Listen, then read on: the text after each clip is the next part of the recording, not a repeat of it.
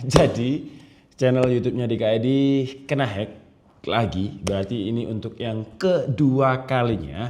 Saya pun juga penasaran kenapa kok kita bisa jatuh di lubang yang sama. Jadi pertanyaannya sama juga kayak kalian, kok bisa? Dan semoga dengan adanya video ini kita pun jadi belajar biar kedepannya itu yang punya channel biar nggak kehack. Karena ini sebenarnya masalah udah dari 2 tahun lalu sejak kita kehack. Tapi pattern atau polanya pun sama, kehacknya dengan sistem atau cara yang kayak gitu juga.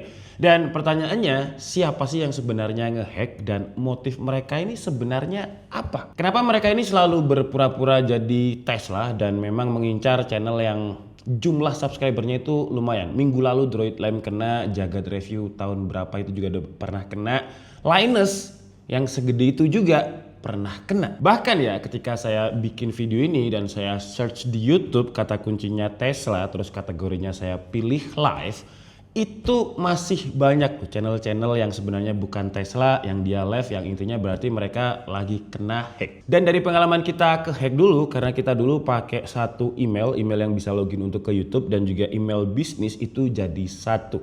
Nah karena emailnya jadi satu, jadi kena link phishingnya itu lebih mudah. Buat yang belum tahu link phishing itu kayak semacam, ya ibaratnya sama kayak Android yang rame kemarin lah, yang isinya itu surat undangan katanya, tapi sebenarnya itu adalah APK yang kalau misalkan kita install APK-nya, wah, software yang ditanam ini bisa tahu semua informasi yang ada di HP kita. Tapi jujur waktu pertama kali kita ke hack dulu, kita juga nggak tahu ya link mana yang kita klik, karena kan email itu tiap hari ya banyak lah.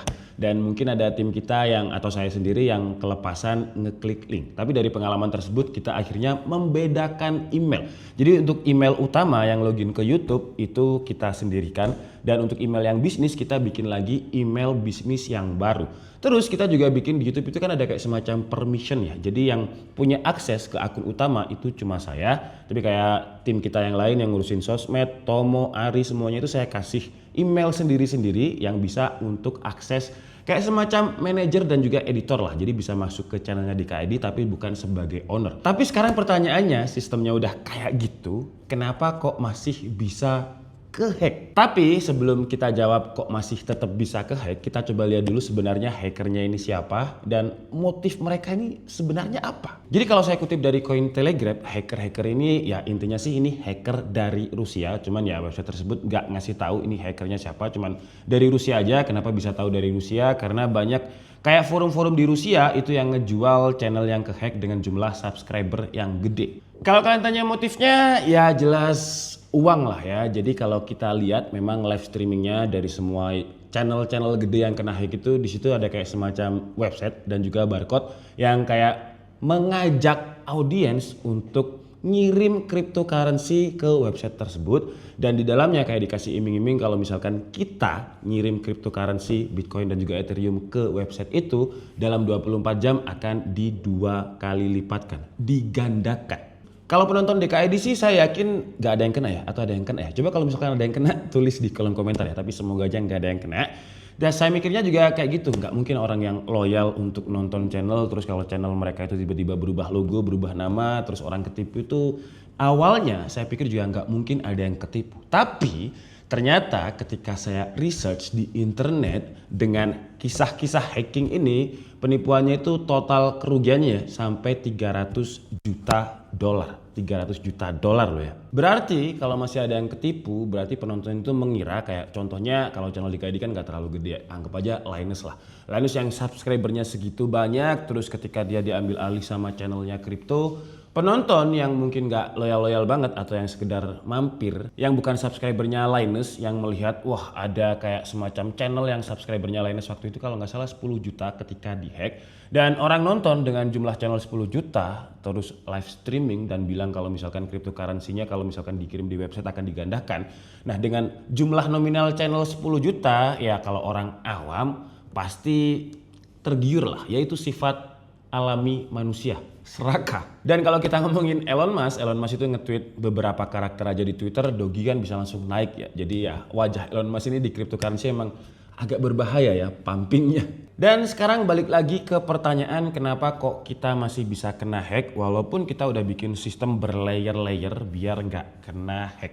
Jadi kalau saya research di Google, memang si hacker ini pakai sistem yang namanya cookies, bukan cookies kue itu bukan ya. Jadi buat yang belum tahu cookies ini adalah small data yang tersimpan di internet. Jadi ketika kita tersimpannya di komputer sih. Jadi tapi kalau misalkan kita lagi browsing website apapun, nah kayak login info dan juga kegiatan kita di website tersebut itu disimpan di komputer yang tujuannya digunakan lagi ke depan. Jadi kita nggak usah kayak isi informasi data lagi ke website tersebut. Tapi kekurangannya cookies ini kalau masih kesimpan ya mereka nggak perlu password untuk login ke YouTube karena mereka udah nyimpen kayak istilahnya informasi preference kita, terus juga informasi kegiatan kita di YouTube mereka udah disimpan. Jadi mereka walaupun kalian password saya aja ya, tapi password ikutan ya.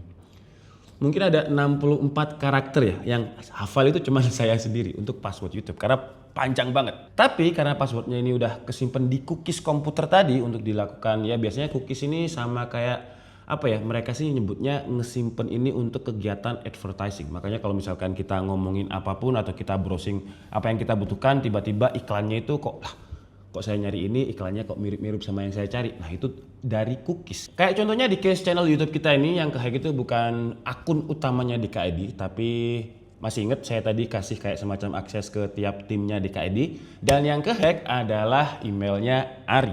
Jadi saya nggak tahu Ari lagi download apa atau lihat link apa, saya juga nggak tahu, tapi ya namanya apes nggak bisa disalahin juga. Dan akhirnya kondisinya sekarang Ari itu saya kick dulu emailnya dari permission manager. Nah tapi sekarang video di DKID sih semuanya masih di private. Pengalaman dari yang pertama dulu, video private-nya akan dipublish sama YouTube dan logonya juga bakalan diganti sama YouTube.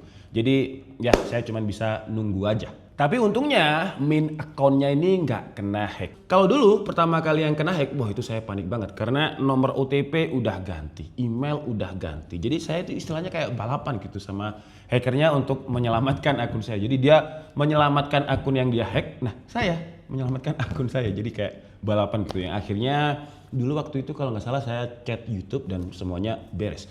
Jadi saya belum ada kayak satu hacked channel di YouTube yang akhirnya jadi milik hackernya gitu, nggak pernah sih.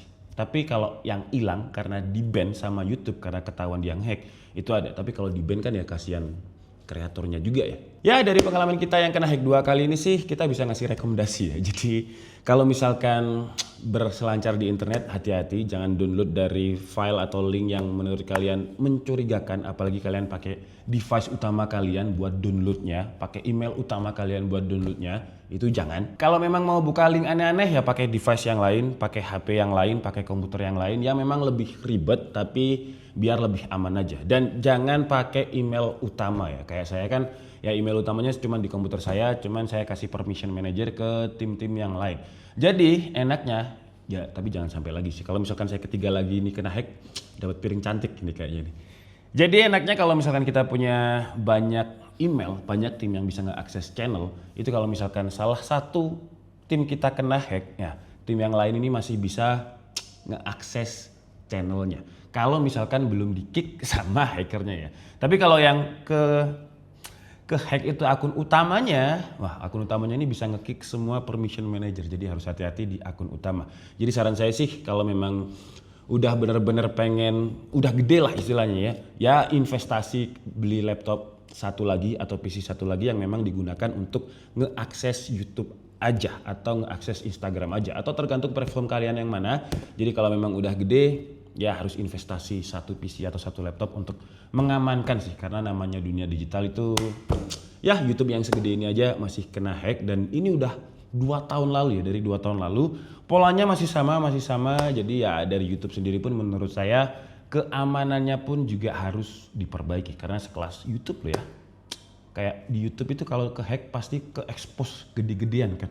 Jadi ya sekelas YouTube harusnya sih keamanannya mungkin bisa berlayer lagi biar lebih ya minimalisir resiko kena hack. Jadi sekian dari saya, dan saya mau berterima kasih yang sebanyak-banyaknya karena tadi itu sebenarnya jam 3 pagi saya itu belum tidur, dan mau tidur tiba-tiba ada DM, "Bang, YouTube-nya kena hack, YouTube-nya kena hack." Wah, kalau nggak ada kalian yang langsung informasi saya, tag-tagin DKID di Instagram, wah saya pasti langsung nggak tahu ya kalau misalkan channel YouTube-nya kena hack. Jadi saya ucap, ada yang sampai telepon juga. Oh, Melisa tadi telepon ya. Melisa telepon bangunin saya kalau YouTube-nya kena hack. Jadi terima kasih banyak buat yang udah ngasih tahu kalau channel kita kena hack. Ya ini sih sekarang kondisinya ketika saya shoot ini ya. Channelnya masih bisa saya akses, tapi saya nggak bisa mempublish semua video. Bisa saya publish satu-satu, tapi itu makan waktu banget. Jadi ya kita tinggal nunggu YouTube untuk recovery channel kita ke biasanya. Jadi cukup segitu. Sekali lagi terima kasih banyak. Saya Dika Setiabudi and see you on the next video. Bye-bye.